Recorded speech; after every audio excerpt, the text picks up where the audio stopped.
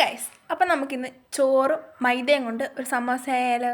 നല്ല ക്രിസ്പി ആയിട്ടുള്ള സമോസ നമുക്ക് വീട്ടിൽ തന്നെ ഉണ്ടാക്കാമെന്നേ. ഡ്രിങ്ക്സിനായിട്ട് നമുക്ക് ആദ്യമേ ചൂടായ ചീനച്ചട്ടിയിൽ എണ്ണ ഒഴിച്ച് കറിവേപ്പില ഇടാം. ശേഷം കുരുകുന അരിഞ്ഞ ഉരുളക്കിഴങ്ങ്, സവോള, ക്യാരറ്റിലേക്ക് പൊടികളായ മഞ്ഞൾപ്പൊടി, ഉപ്പ്, കുരുമുളക് പൊടി, പെരുംജീരകപ്പൊടി, കാശ്മീരി മുളക് പൊടിയും പിന്നെ വേവിച്ച ചിക്കനും ചേർത്ത് കുറച്ച് നേരം അടച്ചു വെച്ച ശേഷം ഉടച്ചെടുക്കാം. ഇനി സമോസ ഷീറ്റിനായിട്ട് മിക്സിയിൽ ചോറ് അരച്ചെടുക്കാം. അരച്ചെടുത്ത ചോറ് നമുക്ക് മൈദയിലോട്ടിട്ട് കൊടുക്കാം. കുഴച്ചിട്ട് എൻ്റെ കയ്യിൽ നിന്ന് പോകണില്ല. സഹായത്തിനായിട്ട് എൻ്റെ പോരാളിനെ വിളിച്ചു. പിന്നെ പോരാളിക്ക് എന്നെ സഹായിക്കാനായില്ല. ഞാൻ എന്തൊക്കെയാണ് കാണിച്ചു വെച്ചിരിക്കുന്നതെന്ന് ആ മുഖത്ത് നിന്ന് മനസ്സിലാക്കിയെടുക്കാം. അറ്റകുറ്റപ്പണികളൊക്കെ നടത്തി അമ്മ ശരിയാക്കിയെടുത്ത്. ഇനി അത് ചെറിയ ബോൾസാക്കി എടുത്ത് പരത്തി നമുക്ക് ഇങ്ങനെ മുറിച്ചെടുക്കാം. മുറിച്ചെടുത്ത ശേഷം ഈ ഒരു രീതിയിൽ നമുക്ക് മടക്കിയിട്ട് ഫില്ലിങ്സ് വെച്ച് കൊടുക്കാം.